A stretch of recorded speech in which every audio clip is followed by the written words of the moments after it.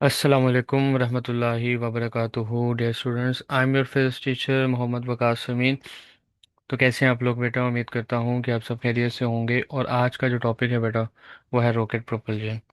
अब ये जो टॉपिक है ये आपके लिए एमसीक्यूज़ के लिए इम्पोर्टेंट है। शॉर्ट क्वेश्चन आ सकते हैं, एनालिटिकल क्वेश्चन आ सकते हैं। तो बेटा स्टार्ट करते हैं। रॉकेट प्रोपल्जन प्रोपल्जन जो है बेटा, ये टू वर्ड से मिलकर बना है, टू लैटिन वर्ड से। प्रो मतलब forward and pellere means to drive. तो प्रोपेलर या प्रोपल्जन का क्या मतलब हुआ? Propulsion mean procedure which move rocket in a forward direction, यानी एक ऐसा प्रोसीजर, एक ऐसा प्रोसेस जो रॉकेट को फॉरवर्ड डायरेक्शन में थ्रो करेगा, फॉरवर्ड डायरेक्शन में लेके जाएगा। तो बेटा इसका प्रिंसिपल क्या है? ये दो प्रिंसिपल आपने याद रखने हैं। न्यूटन थर्ड लॉ यूज़ होगा and law of conservation of momentum यहाँ पे होल्ड करता है।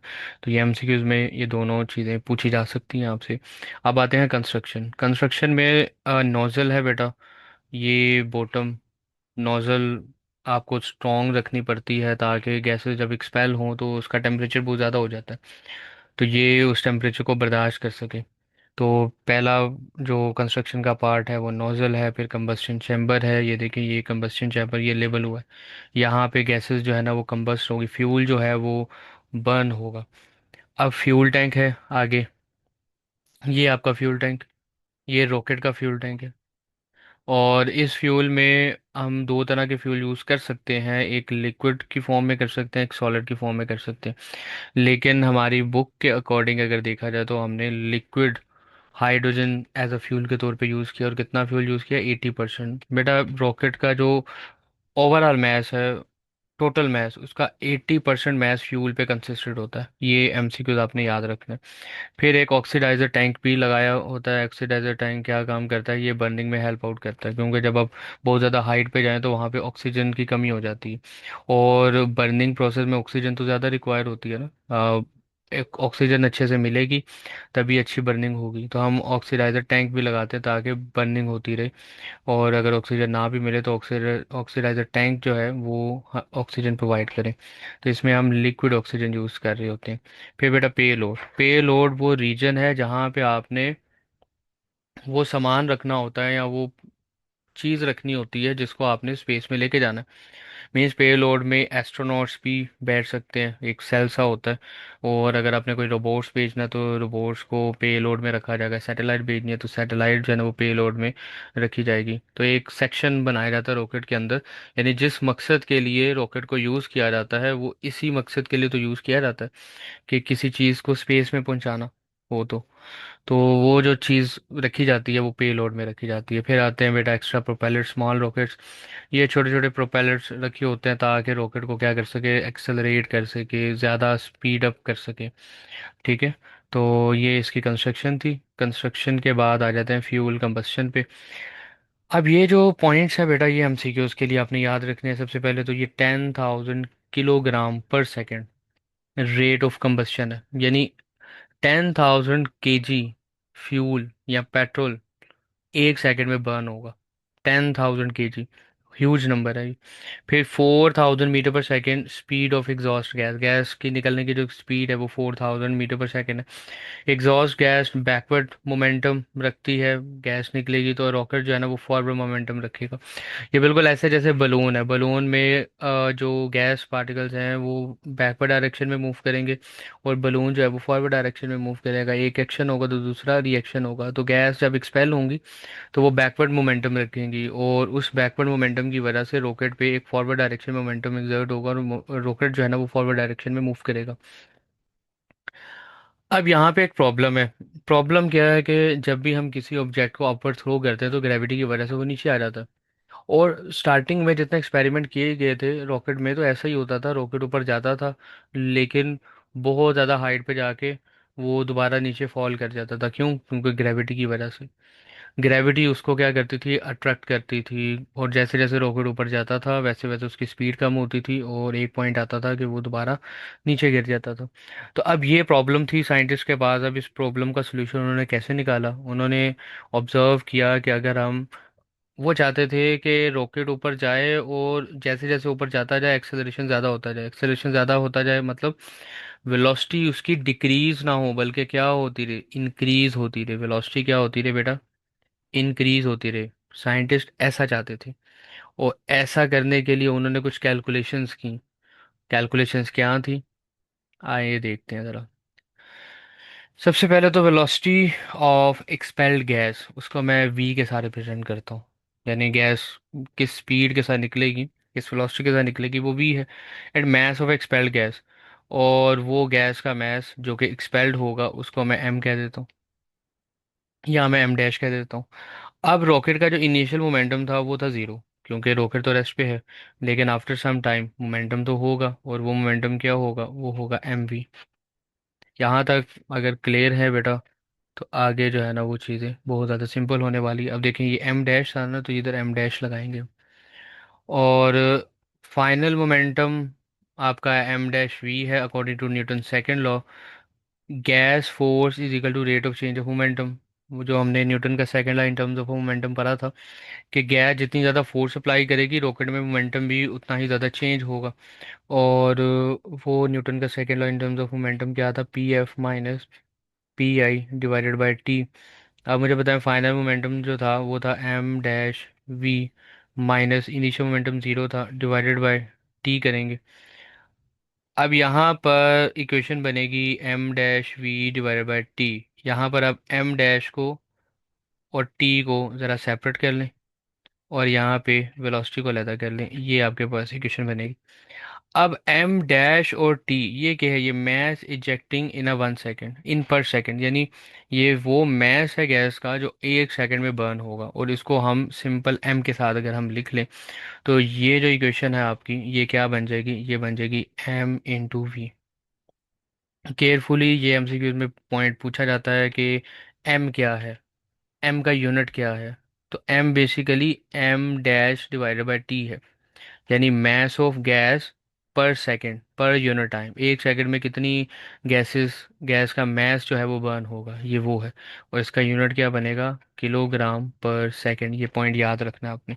हमारे पास ये इक्वेशन ड्राइव हो गई है, इसको मैं कह देता हूँ इक्वेशन नंबर 1। आगे आते हैं बेटा, अकॉर्डिंग टू न्यूटन सेकंड। अब इस फोर्स की वजह से रॉकेट में एक्सेलरेशन प्रोड्यूस होगा, और वो acceleration according to Newton second law F equal to M A. M जो है वो मास ऑफ रॉकेट है, और ए जो है वो एक्सेलरेशन है जो रॉकेट में प्रोड्यूस होगा।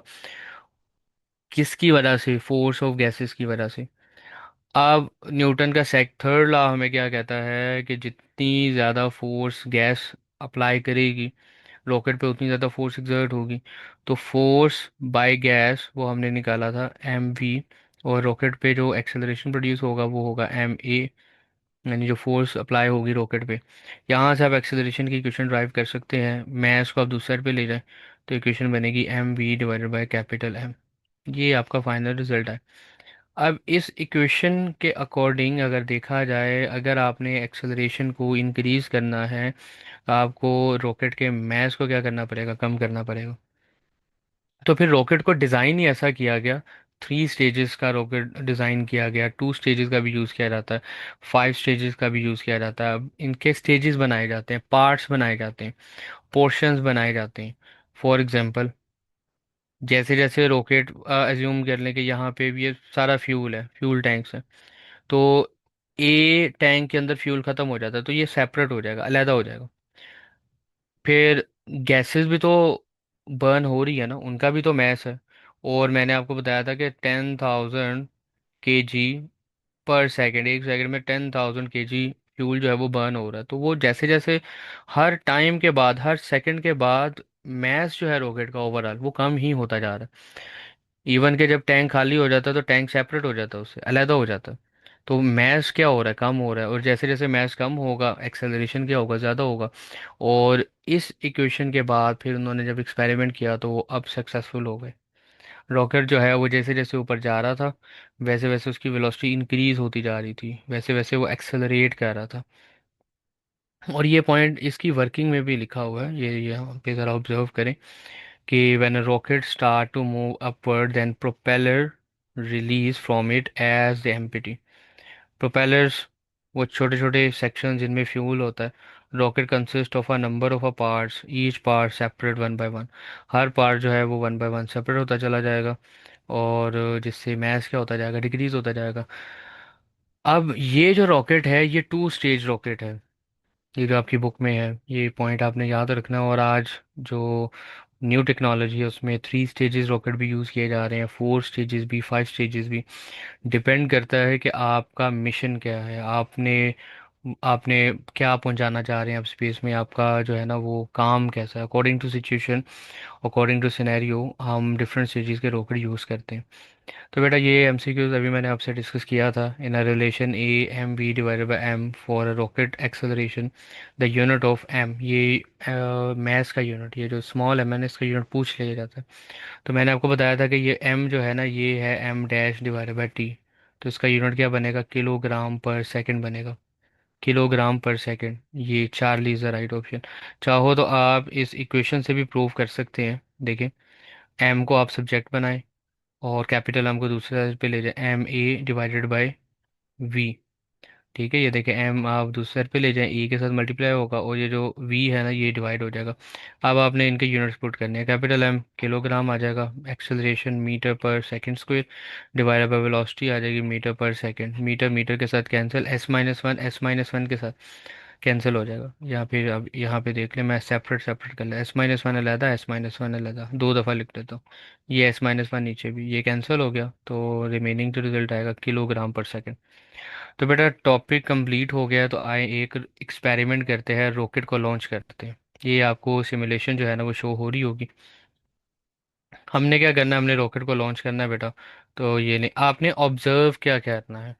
अगर आप स्क्रीन की राइट साइड पे देखें, सॉरी लेफ्ट साइड पे देखें, तो ये आपको नीचे प्रोपेलेंट नज़र आ रहे होंगे और उससे ऊपर एक्सेलरेशन नज़र आ रहा होगा। अभी एक्सेलरेशन कितना है, 0।